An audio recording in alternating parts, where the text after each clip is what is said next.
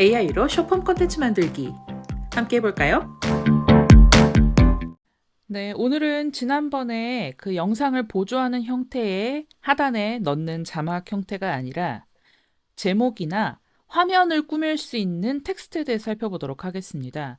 오늘 먼저 제목 부분을 넣어 볼 건데요. 기존의 자막의 경우에는 자막 메뉴로 들어가셨었죠. 그런데 이렇게 제목이나 화면을 꾸미는 자막의 경우에는 삽입으로 들어가셔야 합니다.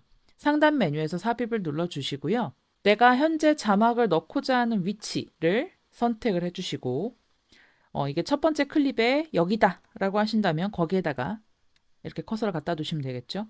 저는 우선 기본 텍스트를 클릭하시면 해당하는 클립의 아래쪽에 이렇게 부가 요소들을 얻는 것들이 여기 왼쪽에 나오잖아요. 자막 왼쪽에. 거기에 T라고 텍스트 모양의 아이콘이 생성됩니다. 그러면 동시에 왼쪽 모니터 창을 보시면 여기에 텍스트라고 글자를 입력할 수 있는 네모칸이 생성되죠. 여기에 원하시는 글자를 한번 써보도록 할게요. 저는 제 영상의 제목을 쓸게요. 자, 글자를 썼는데 저는 가로로 한 줄로 넣을 거라서 일단 크기가 너무 크죠. 글자체도 좀 바꿔야 합니다. 이런 설정들이 상단에 있는데요. B는 굵게, I는 기울여서, 그리고 요게 폰트에 해당하니까 폰트를 먼저 바꿔볼게요.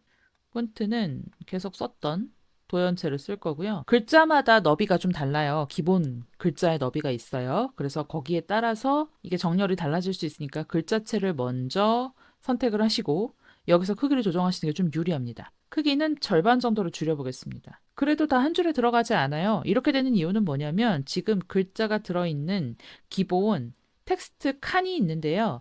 그 칸의 너비가 일정한 수준으로 좁혀져 있기 때문이에요. 그래서 이걸 조정을 하시려면 텍스트 파란색 박스의 좌우에 있는 흰색 바를 마우스 왼쪽 버튼 누르시고 잡아당겨서 늘려주시면 되겠습니다. 저는 이 정도면 될 것 같고요. 지금 100이 너무 크죠?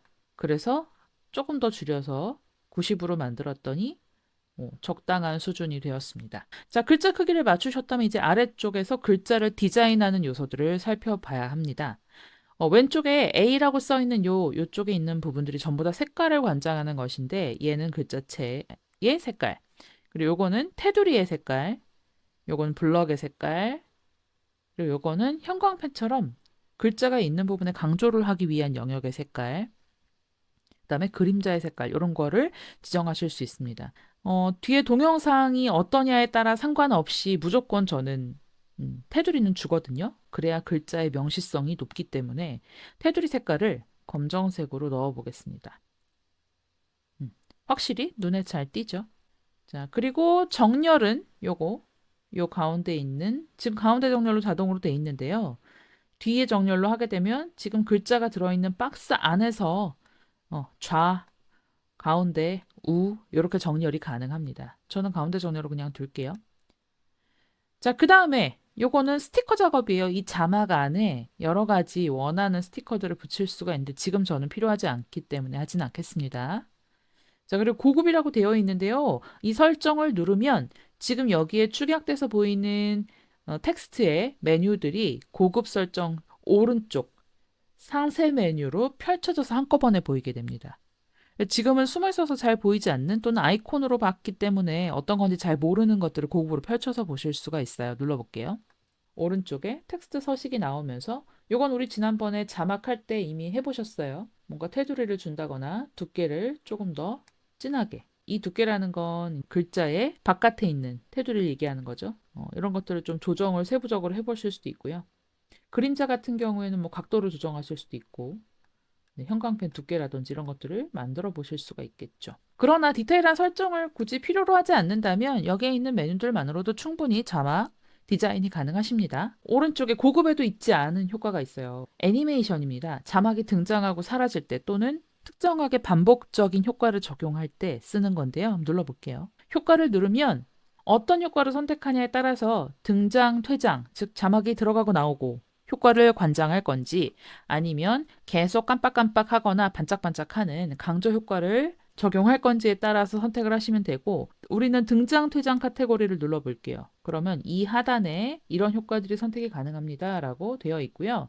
효과의 이름이 나와 있고 그 위에 텍스트라고 써 있는데 그 위에 있는 박스를 슬쩍 마우스를 갖다 대면 이게 어떤 효과인지 바로 보여요.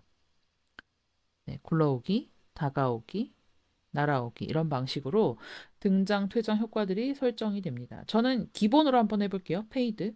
네, 페이드는 어떤 효과냐면 자막이 있는 자리에서 그냥 아주 투명했다가 불투명하게 바뀌는 그런 설정입니다. 그래서 여기 보면 이 등장, 퇴장 효과에서 효과의 모양을 선택하고 난 뒤에는 타이밍과 방향을 선택할 수 있어요. 이게 그 효과의 모양마다 다른데 지금 페이드 같은 경우에는 등장하는 효과 하나만 쓸 수도 있고 퇴장하는 효과 하나만 쓸 수도 거리와 있고 정원, 전체는요. 등장과 퇴장을 동시에 사용할 경우에 사용을 하시면 돼요. 저 같은 경우는 두 개 다 한번 써볼게요. 그래서 전체를 누를 거고 이제 방향 같은 경우에는 전체로 적용하게 되면 선택이 불가하게 돼 있죠. 근데 자, 등장 효과를 누르고 방향을 정할 수가 있어요. 방향을 설정하지 않으시면 그냥 있는 자리에서 얘가 스스스 나왔다 사라지고요. 방향을 정하게 되면 어떻게 되나 한번 볼게요. 거리와 정원, 아래에서 실내에서 올라오죠. 차를 즐기는 공간인 자, 이번에는 등장인데 왼쪽에서 자동으로 재생되니까 자막과 관련된 애니메이션 넣으실 때는 원하는 걸 선택을 하시고 여기 일시정지를 눌러가지고 멈춰주시면 돼요. 확인을 하셨다면. 자, 저는 등장 퇴장이긴 한데 페이드로 거리와 정원, 실내에서 전체에다가 거리와 정원, 적용을 해볼게요. 전체. 그래서 확인을 해보니까 이제 페이드 전체 적용을 하고 방향은 기본으로만 들어갑니다. 네, 이렇게 적용이 됐고요. 적용 후에는 여기 바깥에다가 한번 찍으시면 돼요. 그러면 해당하는 자막에 적용된 모니터 창에서 확인이 되죠. 재생 한번 해볼게요. 처음으로 갖다 놓고 마우스를. 거리와 정원, 실내에서 차를 즐기는 공간인 커피하우스의 기원은 17세기 유럽으로 거슬러 올라갑니다. 네, 이렇게 자막이 등장하고 사라지는 것을 확인했습니다. 자, 자막을 이렇게 넣었다면 해당하는 클립에 T자, 요 아이콘이 생성되었는지 확인해 주시고요. 점점점 누르시면 적용 범위 변경이 가능하죠. 이걸로 클립 범위를 바꾸시거나 애니메이션도 원하시는 대로 바꾸실 수가 있습니다. 자, 이번에는 그럼 기본 텍스트가 아니라 디자인 텍스트를 한번 만들어 볼 건데요. 일단 텍스트가 어디에 들어갈지를 좀 정하고 시작해 볼까요? 지금 다섯 번째 클립이 초반에 한 2, 3초 정도가 하늘 이미지여서 비어 있어요. 여기에다가 효과 자막을 넣어 보도록 하겠습니다. 자, 디자인 텍스트를 원하는 클립에 커서를 위치시키고 눌러줍니다. 눌렀더니 이번에는 자막이 여기에 바로 삽입되는 게 아니라 우측에 보시면 디자인 텍스트라고 해서 메뉴가 나오죠. 근데 여기에 보면 여러 가지 요소들이 결합되어 있는 글자의 디자인들이 이렇게 디폴트로 들어가 있는 게 있어요. 그래서 여기 보면 디자인 텍스트 하단에 선택항이 딱 하나 있는데 애니메이션이 자동으로 가미되어 있는 약간의 움직임이 있어서 장면을 보조하는 좀 재밌는 효과처럼 쓸 수 있는 이 움직이는 텍스트만 보는 설정이 있어요. 요거 한번 눌러볼게요. 약간 동적인 움직임을 가미해서 가지고 있는 이런 자막들만 확인이 따로 되죠. 조금 전 유용할 것 같은 게 뭐 뉴스라든지 정보성 유튜브를 하시는 분들은 이런 자막 박스들이 좀 중요할 거예요. 그리고 약간 흘러가는 느낌의 이런 자막을 원하신다면 원하시는 효과들을 활용하시면 되겠습니다.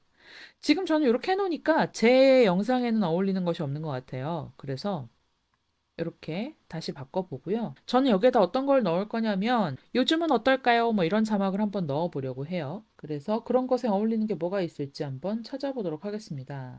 내가 원하는 디자인의 타이틀을 선택을 하면 글씨체라든지 그림이 자동으로 가미가 된 것을 확인할 수 있습니다. 여기에 원하는 내용을 써볼게요. 내용이라고 되어 있는 부분에다 써주시면 됩니다. 그럼 요즘은 어떨까요? 라고 내용을 바꿔봤고요. 이 내용을 글자 크기를 좀 작게 해서 이쪽 위에다가 한번 배치를 시켜 볼게요. 이 자막을 십자가 모양이 나올 때 이동을 해서 이렇게 그리고 각도도 조금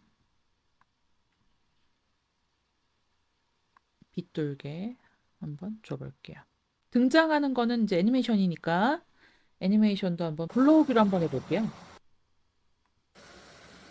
그럼 요즘은 어떨까요? 이렇게 자막이 쓰여질 수도 있겠죠. 네, 이렇게 기본 텍스트와 디자인 텍스트를 활용하는 방법에 대해서 살펴보았습니다. 오늘은 여기까지입니다.